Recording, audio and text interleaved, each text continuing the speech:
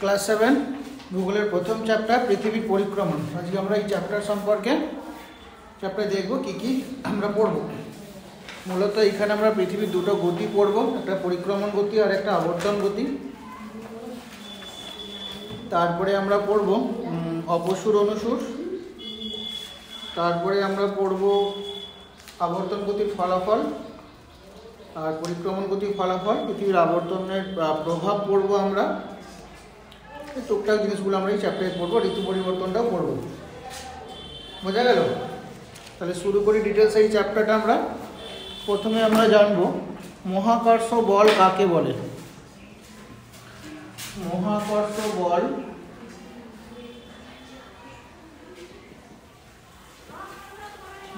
কি বা কাকে বলে?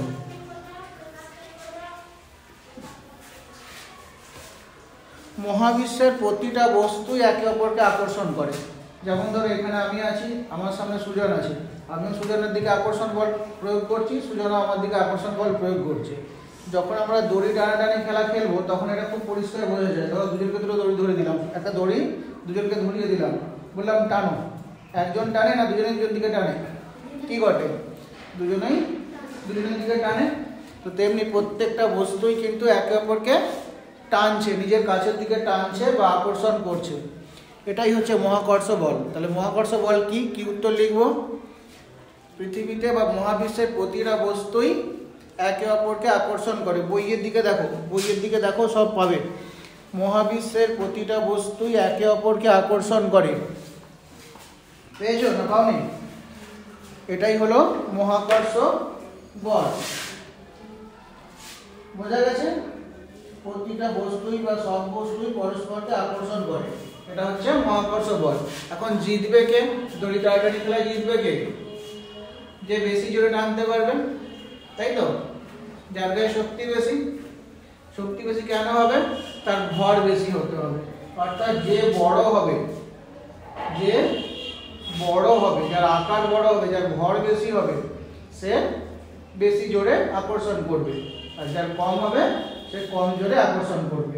এবার মনে করো, ভালো করে দেখো একটু, এইখানে একটা বস্তু আছে আর এইখানে একটা বস্তু আছে। বললাম প্রতিটা বস্তু পরস্পরকে আকর্ষণ করবে।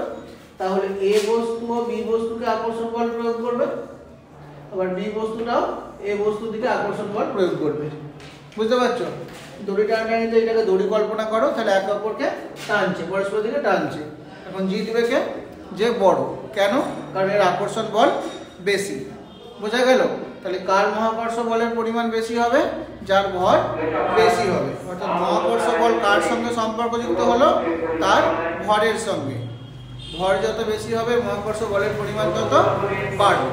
এবারে দেখো, আমি এই ও বস্তুর কাছে আরো দুটো বস্তু রেখেছিলাম। ছবিটা দেখো ভালো করে। এ বি সি তিনটে বস্তু আমি ড্রয়িং করলাম। A B R C. সব থেকে ছোট এ, তার থেকে বড়, ভালো করে দেখো, তার থেকে আছে নামটা একটু পাল্টে দিই, সুবিধা হবে, আমার বোঝাতে সুবিধা হবে। এর থেকে বড় কে? বি, তাই তো? বি এর থেকে বড় সি। এখন আমি কি বলেছিলাম একটু আগে? প্রতিটা বস্তুই পরস্পরকে আকর্ষণ করে। তাহলে এ বি কে আকর্ষণ করবে কি করবে না? করবে। বি একে আকর্ষণ করবে কি করবে না? বিও একে আকর্ষণ করবে। এবারে দেখো সি আছে, সি একে আকর্ষণ করবে কি করবে না? সিও আকর্ষণ করবে। আর এ সি কে আকর্ষণ করবে কি করবে না? এও সি কে আকর্ষণ করবে। সি বি কে আকর্ষণ করবে কিনা বলো? সি বি কেও আকর্ষণ করবে। প্রত্যেকটা বস্তু পরস্পরকে আকর্ষণ করে। তাহলে সি বি কেও আকর্ষণ করবে, বি সি কেও আকর্ষণ করবে। বোঝা গেল? একটু আগে কি বললাম? যে যত বড় তার আকর্ষণ বল তত বেশি। বোঝা গেছে?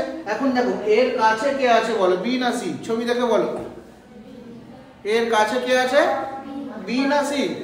বি কাছে আছে। তাহলে এর উপরে আকর্ষণ বল কার বেশি হবে? বি এর বেশি হবে না সি এর বেশি হবে? একটু আগে কি বললাম? যে বড় হবে তার আকর্ষণ বল বেশি হবে, সে বেশি জোরে টানবে। এখন এ বস্তুটাকে সি নিজের দিকে টানার চেষ্টা করছে আর বিও নিজের দিকে টানার চেষ্টা করছে। এখন যার বল বেশি হবে এ সেদিকে যাবে। অর্থাৎ মনে করো তুমি মাঝখানে আছো, আমার দিকে দেখো, তুমি মাঝখানে আছো, এদিকে দড়ি বাঁধিয়ে বিকে ধরে দিয়েছি, এদিকে দড়ি বাঁধে সিকে ধরে দিয়েছি, দুজনে টানছে, তুমি কার দিকে যাবে? যে বেশি জোরে টানতে পারবে, তাই তো, যে বেশি জোরে টানবে। এখন মনে করো ভালো করে, এবার আমার দিকে খুব ভালো করে লক্ষ্য করো, আমি এখানে দাঁড়িয়ে একদম চুপচাপ, এদিকে দড়ি বেঁধে দিয়েছি, এদিকে বিকে ধরে দিয়েছি, এদিকে সিকে ধরে দিয়েছি, ঠিক আছে? এবার দুজনেই টানছে, সিয়ের দড়িটা অনেক বড় করে তোমাদের মাঠ পর্যন্ত দিয়ে দিচ্ছি, বুঝতে পারছো? তুই টান, আর বিকে দড়িটা দিয়েছি সামনে, তুই টান। কার টানতে সুবিধা হবে? কার সুবিধা হবে? বিয়ে। কেন? সে সামনে আছে, বুঝতে পারছো? তাহলে পরে শুধুমাত্র ভর নয়, দূরত্বের উপরও নির্ভর করে, অর্থাৎ যে কাছে থাকবে সে বেশি জোরে টানবে। এবার ধরো বিটাকে আমি এইখান থেকে মুছে দিলাম, দুটোকে একই দিকে করে দিই, দেখো এবার এইখানে করলাম বিটাকে, তাহলে বি একে টানছে, এও বিকে টানার চেষ্টা করছে, তাই তো?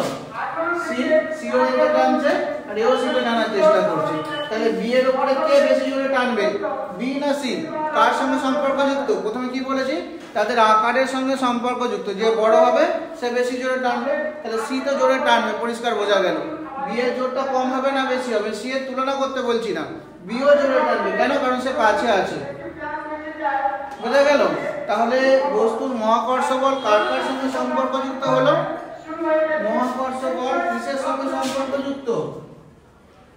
মহাকর্ষ বলের পরিমাণ কিসের উপর নির্ভর করে? কিসের উপর নির্ভর করে? প্রশ্নটা বুঝেছো? মহাকর্ষ বলের পরিমাণ কিসের উপর নির্ভর করে? কি উত্তর হবে এটা? দুটো জিনিসের উপর নির্ভর করবে। কিসের উপরে? বস্তুর ভর আর বস্তু দুটির দূরত্বের উপর।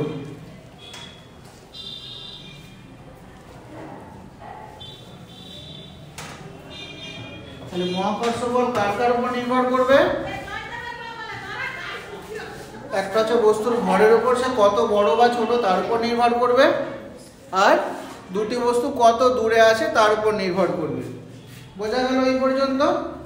বেশ, এবার দেখো, এবার আমরা পড়বো। আচ্ছা, এবার ধরো সূর্য আর পৃথিবী যদি তুলনা করি, সূর্য পৃথিবীর থেকে কত বড়? সূর্য পৃথিবীর থেকে কত বড়? সূর্য পৃথিবীর থেকে 13 লক্ষ গুণ বড়। সূর্য পৃথিবীর থেকে 13 লক্ষ গুণ বড়। তাহলে বলো, পৃথিবী তো সূর্যের দিকে টানবে, সূর্যকে টানবে নিজের দিকে, সূর্য পৃথিবীকে নিজের দিকে টানবে। এখন কে কার চারিদিকে ঘুরবে? কে কার চারিদিকে ঘুরবে? সূর্য পৃথিবীর চারিদিকে ঘুরবে নাকি পৃথিবী সূর্যের চারিদিকে ঘুরবে? কে কার চারিদিকে ঘুরবে বলো? এই তো এখান থেকে তো পেয়ে যাবো আমরা, পৃথিবী সূর্য চারিদিকে ঘুরবে। কেন? কারণ সূর্য অনেক বড়, বুঝতে পারছো? এখন মনে করো তুমি আর তোমার ছোট বোন বা ছোট ভাই, কে কাকে কোলে নিতে পারবে? তুমি তো একদম সোজা, কে পারবে? হ্যাঁ, বড় ছোটকে কোলে নিবে, তাই তো? কে কাকে বকবে? ছোট বড়কে বকবে না বড় ছোটকে বকবে? কে বলবে তুই আমার কথা শুনবি? কার জোর খাটবে? ছোটর উপরে বড় না বড়র উপরে ছোট? কে জোর করে? বড় জোর করে কার উপরে? ছোটর উপরে। তাহলে পৃথিবী আর সূর্যের মধ্যে কে বড়? সূর্য বড়। তাহলে বড়কে পৃথিবী ঘুরিয়ে দিবে তো চারিদিকে? সম্ভব নয়। তাহলে কে ঘুরবে কার চারিদিকে? তাহলে প্রশ্নটা কি হলো? এখান থেকে কি পেলে এটা বোঝা গেছে তো? পরের প্রশ্ন আমি কি বললাম? সূর্য পৃথিবীর থেকে কত বড়? সূর্য পৃথিবীর থেকে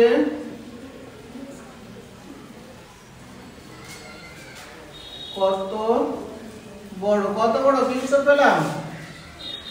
13 লক্ষ গুণ বড়। ক্লিয়ার হয়েছে না হয়নি? পৃথিবী সূর্যের থেকে কত বড় পেলাম? 13 লক্ষ গুণ। ক্লিয়ার হয়েছে?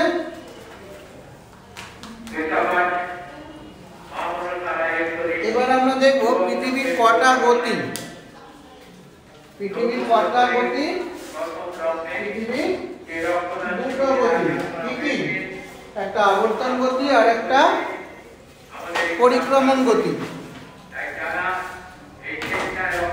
বলে দিতে দেখো আপনাদের জীবনের সর্বশ্রেষ্ঠতা রক্তদান করে আমাদের এই পৃথিবীকে সাফল্য করতে চান, তাদের কাছে আবেদন আপনারা তার বিলম্ব না করে কয়টি আমাদের রক্তদান শিবিরে আপনাদের জীবনের কটা গতি পেয়েছি আমরা? দুটি। কি কি?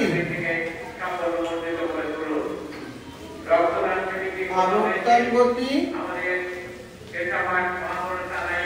ও পরিক্রমণ গতি। কটা গতি পেলাম পৃথিবী? দুটো গতি। কি কি? আবর্তন গতি আর পরিক্রমণ গতি। আবর্তন গতি কাকে বলবো? পৃথিবী তার অক্ষের চারিদিকে অনবরত ঘুরে চলেছে। কি বললাম? পৃথিবী তার অক্ষের চারিদিকে অনবরত ঘুরে চলেছে। পৃথিবীর এই গতিকেই বলা হয় পৃথিবীর আবর্তন গতি। কি বললাম? পৃথিবী নিজের অক্ষের চারিদিকে আবর্তন করে চলেছে বা ঘুরে চলেছে।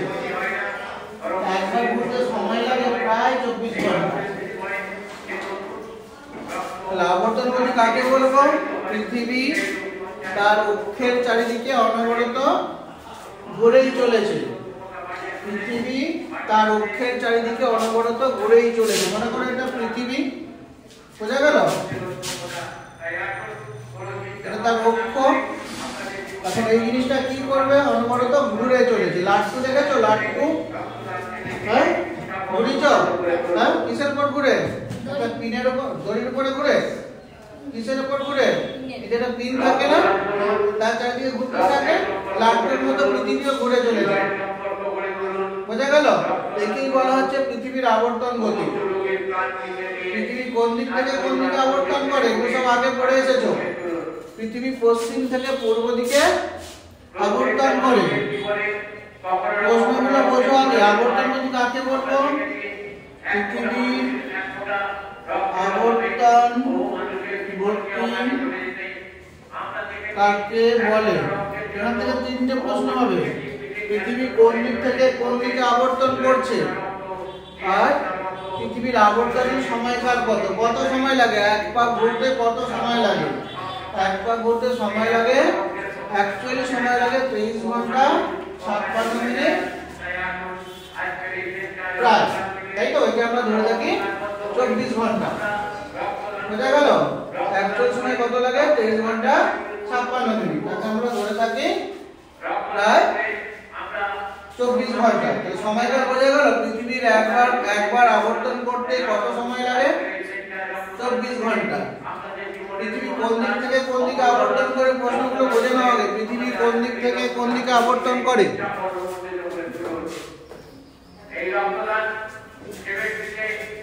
পৃথিবী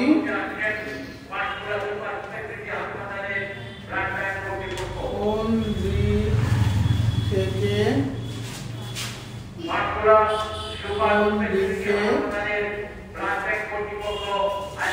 আবর্তন করে?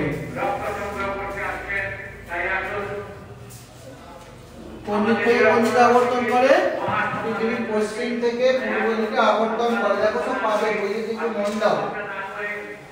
কোন দিক থেকে কোন দিকে আবর্তন করে? যদি না দেখে থাকে তাহলে নোট করে নাও। কোন দিক থেকে কোন দিকে আবর্তন করে? পশ্চিম থেকে পূর্ব দিকে।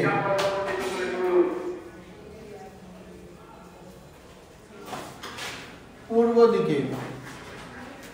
পরের প্রশ্ন হচ্ছে পৃথিবীর একবার আবর্তন করতে কত সময় লাগে?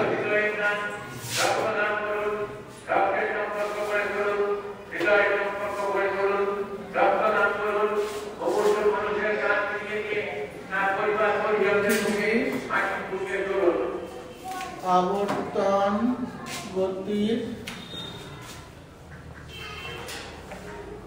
সময়কাল কত? তো লিখব প্রায় 24 ঘন্টা। বোঝা গেল কোনটা আবর্তন করছে আর আবর্তনের সময়কাল কত সময় নিচ্ছে? প্রায় 24 ঘন্টা। আবর্তন গতি কাকে বলেছিলাম? পৃথিবী পশ্চিম থেকে পূর্ব দিকে অনবরত ঘুরে চলেছে, পৃথিবীর এই গতিকেই বলা হয় আবর্তন গতি। এবারে আমরা দেখব পৃথিবীর অক্ষ কাকে বলে। পৃথিবীর অক্ষ কাকে বলে?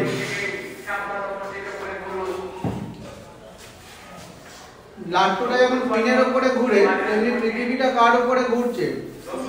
কার উপরে দাঁড়িয়ে আছে? কোন একটা কল্পিত রেখার চারিদিকে। যদি আমরা এটা কল্পনা করি পৃথিবী, তাহলে এরকমই একটা রেখা আমাদের কল্পনা করে নিতে হবে, যার নিচে ছোট্ট করে বাড়িয়ে দিলাম যাতে তোমাদের পিনটা বুঝতে সুবিধা হয়। এর চারিদিকে ঘুরবে, এই রেখাটাকে আমরা বলি অক্ষ। বুঝতে পারছো? লাট্টুর নিচে যদি পিন থাকে, পৃথিবীটা এরকম একটা পিন আমি জাস্ট তোমাদের মনে এঁকে দিলাম বোঝার সুবিধার জন্য, এরকমটা থাকে না। তাহলে এই যে একটা রেখা যার চারিদিকে পৃথিবী আবর্তন করে, পৃথিবীর অক্ষ কাকে বলবো? যে কাল্পনিক রেখার চারিদিকে আবর্তন করে তাকে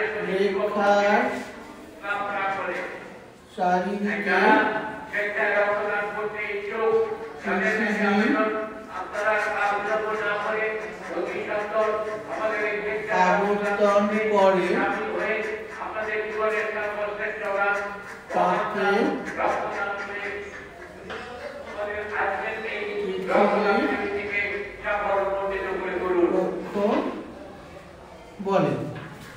আশা করি বুঝে গেছো কাকে বলবো পৃথিবীর অক্ষ?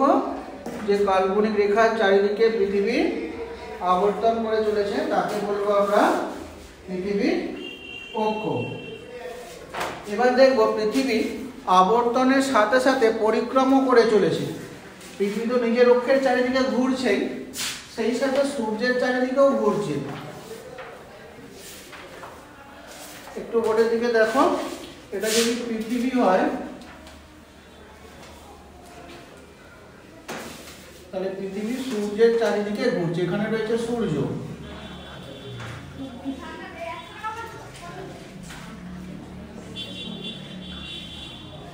এখানে রয়েছে সূর্য। ঠিক হয়ে যাবে। সূর্যের চারিদিকে ঘুরে চলেছে।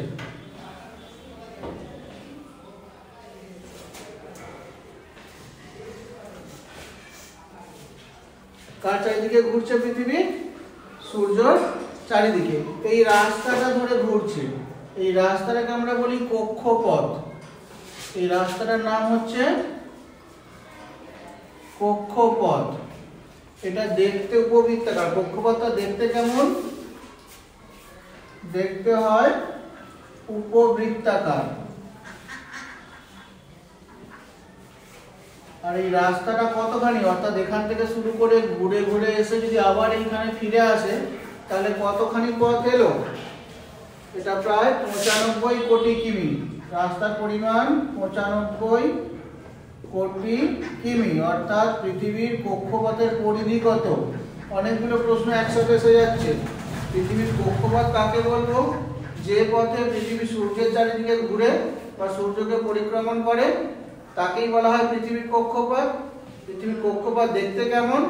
অনেকটা ঠিক উপবৃত্তাকার বা ডিমের মতো, ডিম্বাকৃতি বা উপবৃত্তাকার। কক্ষপথের পরিধি কত? কক্ষপথের পরিধি হচ্ছে প্রায় 95 কোটি কিমি। এই একবার ঘুরে আসতে সময় কত লাগে? এখান থেকে শুরু করে পুরোটাই ঘুরে চলে এলো, সময় কতখানি লাগে? সময় লাগে 365 দিন 6 ঘন্টা। 365 দিন 6 ঘন্টা। আমরা মোটামুটি ভাবে 365 দিনে 1 বছর ধরে থাকি, অর্থাৎ একবার ঘুরে আসতে কত সময় লাগে পৃথিবী? 1 বছর। বুঝতে পারছো? এই একবার ঘুরে আসতে যে সময়টা লাগে সেই সময়টাকেই বলা হয় 1 বছর। আমরা বছর কত দিনে ধরি? 365 65 দিনে। তাহলে 6 ঘন্টাটা কি হলো, বেশি রয়ে গেল। বোঝা গেল? প্রতি বছর তাহলে 6 ঘন্টা করে বেশি রয়ে যাবে। তাহলে 4 ঘন্টায় কতক্ষণ বেশি হলো, 4 বছরে কতক্ষণ বেশি হলো?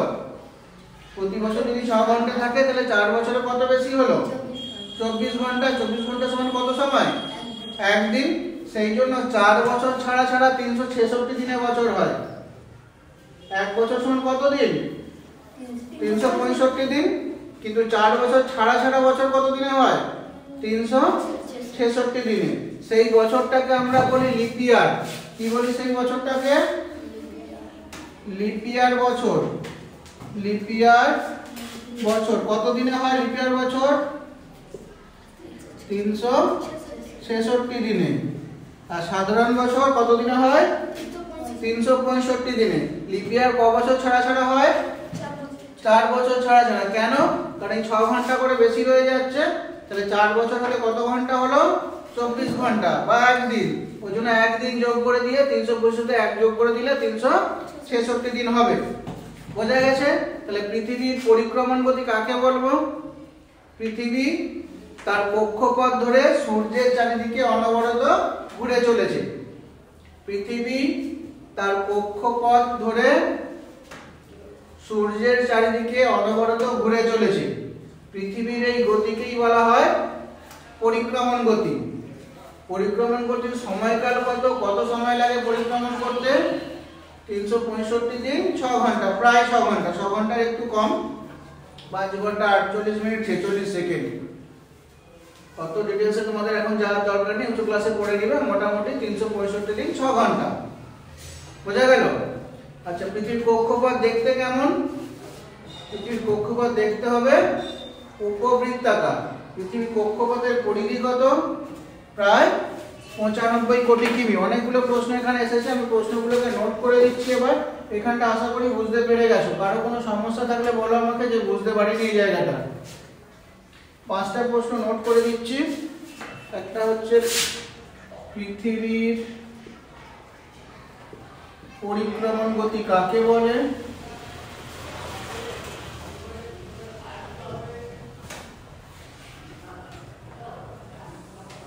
তারপরে কি পড়লাম, পৃথিবীর পরিক্রমণের সময়কাল কত, পরিক্রমণের সময়কাল কত, অর্থাৎ একবার পরিক্রমণ করতে কত সময় লাগে। পৃথিবীর কক্ষপথ কাকে বলবো আমরা,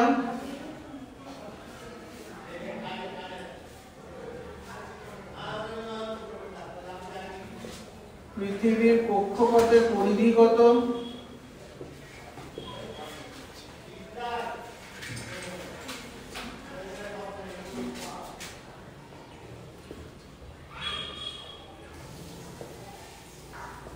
আর পড়লাম আমরা পৃথিবীর কক্ষপথ দেখতে কেমন, পৃথিবীর কক্ষপথের আকৃতি কেমন, অর্থাৎ দেখতে কেমন। 5টা কোশ্চেন দিয়ে দিলাম এখানে পরপর দেখো। এখান থেকে তাহলে পৃথিবী সূর্যের চারপাশে অনবরত ঘুরে চলেছে। পৃথিবীর এই গতিকেই বলা হয় পরিক্রমণ গতি। পরিক্রমণের সময়কাল কত, 365 দিন 6 ঘন্টা প্রায়। তারপরে কি, পৃথিবীর কক্ষপথ কাকে বলবো, পৃথিবী যে পথে সূর্যকে পরিক্রমণ করে সেই পথটাকেই পৃথিবীর কক্ষপথ বলে। তারপরে কি পড়েছি, পৃথিবীর কক্ষপথের পরিধি কত, পৃথিবীর কক্ষপথের পরিধি প্রায় 95 কোটি কিমি। এবার পৃথিবীর কক্ষপথ দেখতে কেমন, পৃথিবীর কক্ষপথ দেখতে উপবৃত্তাকার। এই পর্যন্ত আশা করি ক্লিয়ার হয়েছে। কোনো অসুবিধা আছে কারো বুঝতে, অসুবিধা থাকলে বলো। কক্ষপথ দেখতে প্রায় উপবৃত্তাকার। ক্লিয়ার হয়েছে না হয়নি? আচ্ছা, এবার আমরা দেখব পৃথিবীর পরিক্রমণের গতি। এই যে সূর্যের চারিদিকে ঘুরছে, একটা পথ ধরে ঘুরছিল না, একটা পথ দেখিয়েছিলাম না, এটা সূর্য, এর চারিদিকে পৃথিবী ঘুরছে। কি গতিতে ঘুরছে, এটা তো ঘুরে আসতে লাগলো 365 দিন 6 ঘন্টা প্রায়, তাই তো, অর্থাৎ 1 বছর। এখন রাস্তার পরিমাণ 95 কোটি কিমি, কারণ পরিধি 95 কোটি কিমি। এই 95 কোটি কিমি সে যাচ্ছে কত দিনে? 365 দিন 6 ঘন্টায়। কতক্ষণে যাচ্ছে? 365 দিন 6 ঘন্টায়। তাহলে সেকেন্ডে কতখানি যায়? পরিক্রমণের গতি কত? 1 সেকেন্ডে যায় প্রায় 30 কিমি। গতিবেগ কত? 30 কিমি প্রতি সেকেন্ডে। তাহলে এখান থেকে প্রশ্ন আসতে পারে পৃথিবীর পরিক্রমণের গতিবেগ কত? আরো একটা প্রশ্ন অ্যাড করে দিলাম, পৃথিবীর পরিক্রমণের গতিবেগ কত?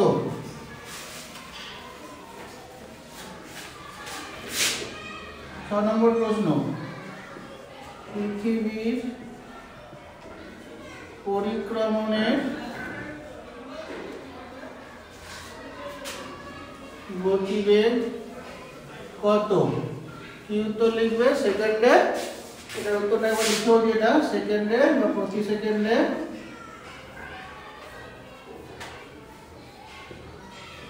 30 কিমি।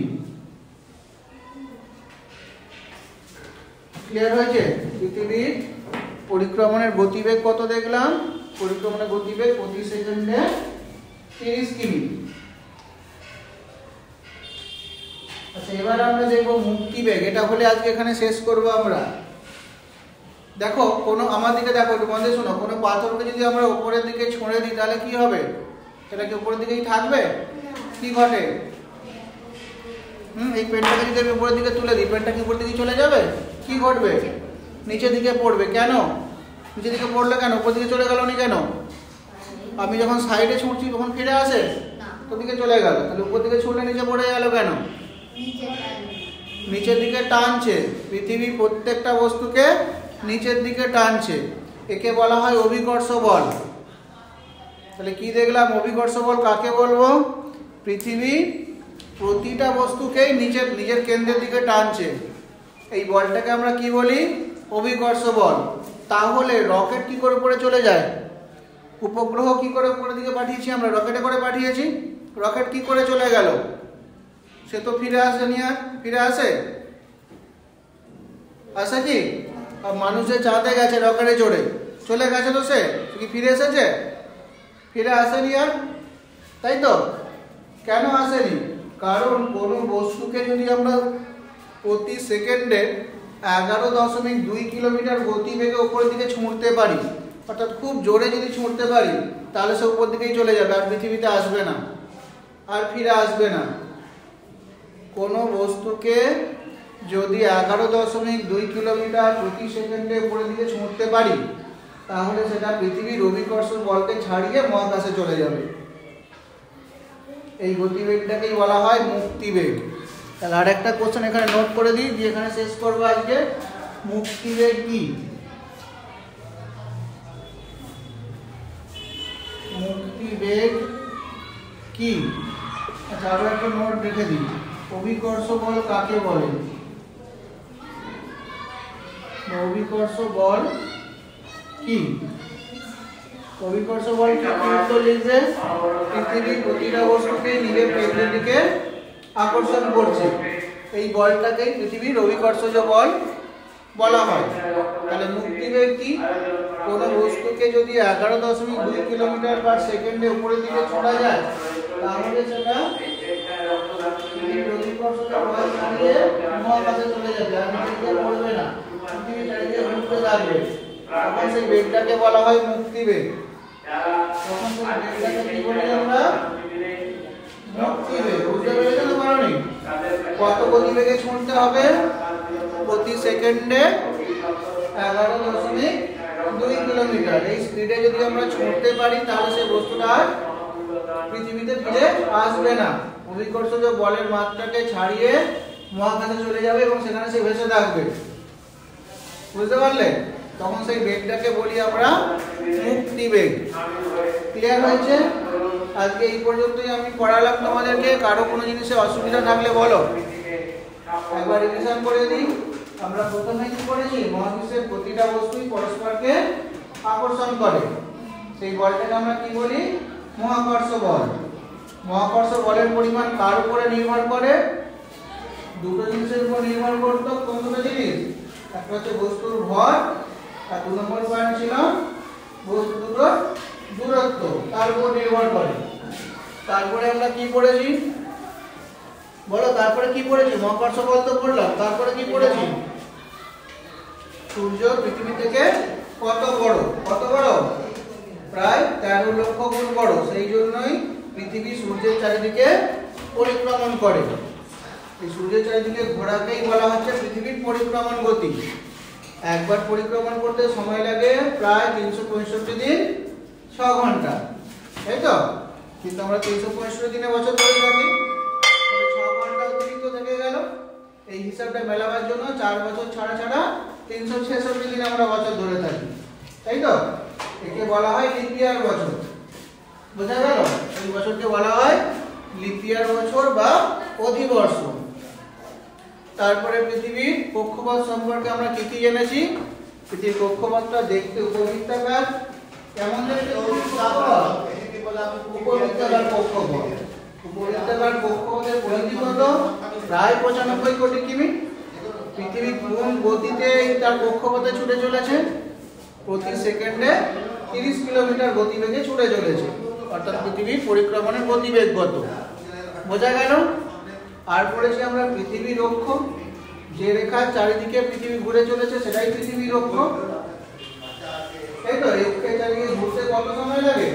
প্রায় 24 ঘন্টা বা 1 দিন, তাই তো?